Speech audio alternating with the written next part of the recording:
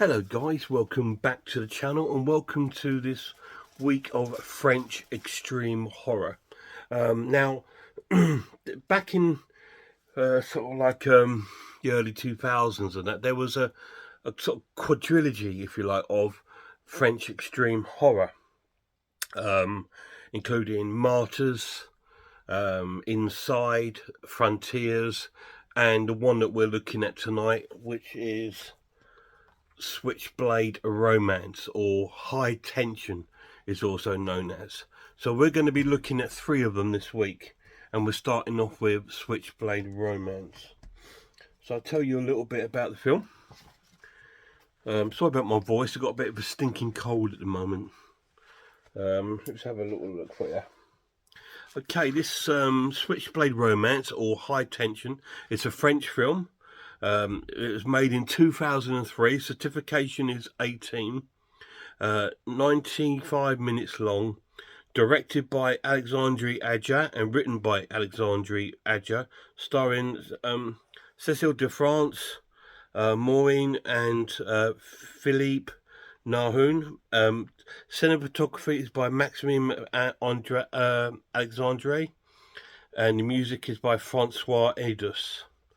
So yeah, this is a 2003 film, and it's almost like the France's entry into the sort of modern day slasher film, if you like. It's got real big sort of slasher sort of elements to it. To me, it's a kind of a mixture of films. It reminds me of 2 or 3 films. It reminds me of a Road Trip. It reminds me of Wharf Creek, and a little bit of Jeepers Creepers in there. It's based on these 2 girls that are going to called Marie and Alex, and they're going to Alex's house to spend a weekend there with her family, and to sort of go out there in the countryside because they've been in the city, so they're driving out there. And Alex starts with Marie having this really strange sort of dream. And she sort of sees herself being like chased and all this sort of thing. And then we see them in the car sort of singing songs and smoking and all this nonsense that they do. And then they halfway there, they take a shortcut through like a sort of cornfield. Alex goes out to probably go to the toilet and takes ages. So Maria goes out looking for her. She thinks something's happened to her. But it's not. It's all a big trick, because Alex has gone back to the car and she decides to try and drive off without her. So it's all a big joke. And then finally they arrive at the house, and at the house is her mother and father and their young brother called Tom. And they're all there, and Tom's very excited about seeing her. He's dressed as a cowboy. He wants to show her his cowboy outfit. Anyway, they arrive quite late at night, and when they're on their way, we jump outside we see this sort of van, and this old van looks like the van that's in Jeepers Creepers, and there's a guy in there looks like he's having some sort of sexual act with some woman. But as the camera pulls away, we realise it isn't, because when he's finished with the sexual act, he just opens the window and puts a head outside and drops it. So that's quite grotesque and sort of very, very disturbing. So he was having his sexual act with just a head. And so we then cut back to the girls arriving and having something to eat, and she's introduced Marie to her dad and all this sort of thing. The film doesn't waste time to get going, because they all settle down for the night. Marie gets looks around her room and or goes outside to smoke again. Marie is like the main character of the film, and she's probably the weakest character in the film, in my opinion. And the good thing about this film is the lighting is fantastic, because they're in this sort of like countryside sort of house in the middle of nowhere, like a sort of chateau in the middle of nowhere. And so the lighting would be quite poor, because electricity that far out would be quite minimal, and it is a little bit like that, and I quite like that. But as I said, it's not wasting any time, because the van pulls up at the house, and the guy in the van gets out, and you pretty much see him. He's like quite an overweight looking Neil Young. That's the way I describe him, with like a baseball cap on, like, you know, Candy Cane, like that from Road Trip. He reminds me of him as well, like a trucker.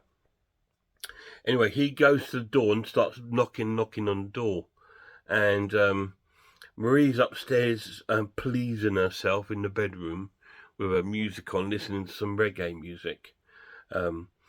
And the father hears the knocking. He goes down to answer the door, and as he opens the door, the guy sort of takes a swing at him with some sort of axe, like a big hammer, and sort of like destroys his hand pretty much, and then he breaks through into the house, and then he kills the father in an extreme, brutal way, really disgusting.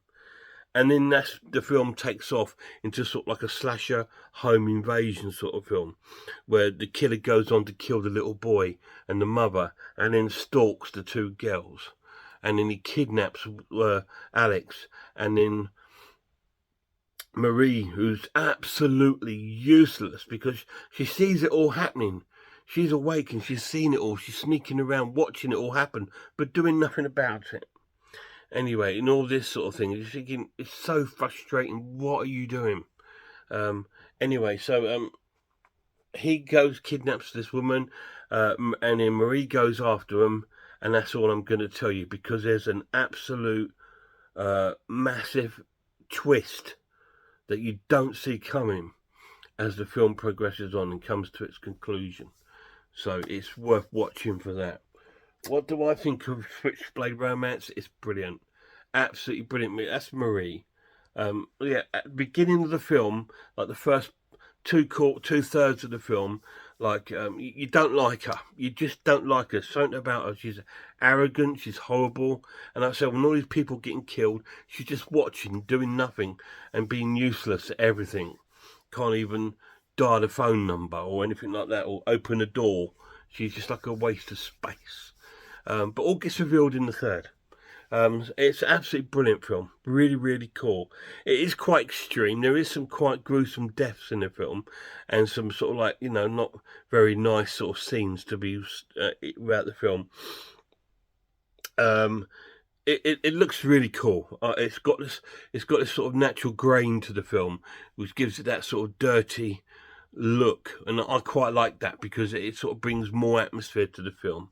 The acting is absolutely brilliant, apart from the girl that plays Marie. She's awful. All the rest are really good and quite believable people and characters. It's got a good story, a very basic story at the beginning, but there's a twist on it at the end. But it's quite a basic sort of story set up plot, you know, noted dissimilar to any other sort of home invasion sort of films. The French did do another sort of film a little bit like this called Them. I don't know if you've seen that. That's really cool too. It's a little bit like this, not as extreme as this. The gore's well done. The deaths are quite believable because they're not really over the top. You know, like Martyrs. When you get that first scene in Martyrs, it's not over the top, so it looks more realistic. That's why it's more disturbing. And it's a really cool film. So I'm going to score the film an amazing watch and give it a 9 out of 10. Really cool film. Really good. Absolutely really enjoyed it. It's just something that's a little bit... It's good to see another country sort of really venturing down the slasher line. You know, we've seen Italian slashers and giallos. We've seen British slashers, we've seen American, and we've even seen some Asian sort of slasher films. So it's good to see like the French having their own, and we've seen some Spanish ones, haven't we? So it's good to see a sort of French one. Don't know too many French sort of slasher films, and this one was really cool. Really enjoyed it. High Tension, 9 out of 10. Any of you guys seen it? If you have, let me know down below what you think of it. It's a really good film to start with this week. It's probably the less extreme and gruesome of the four, but it's still a really cool and quite a disturbing watch. All these films are not for the faint-hearted or the ones that can easily be disgusted by any sort of disturbing sort of scenes. It's not that sort of film for anyone who's very doesn't like that. If you don't like that, stay clear of these sort of French horror films, because they are quite direct, and they don't waste time in showing you that. But it's really, really cool. Really, really enjoyed it. I highly recommend it if you've not seen it and you like your slasher films to be that little bit more intense, bloody, gritty, and realistic. This is the sort of film you need to watch. Guys, till my next review, please check out Horror Hands, Horror Geek, Man Review Film, Iris Designs, Pizzawell, I Am Ice Lord, Cat Watches Horror Movies, Grumpy Andrew's Haunted House. And a massive shout out to my lad. Till next time, look after yourselves, look after one another, and I really hope I see you all soon.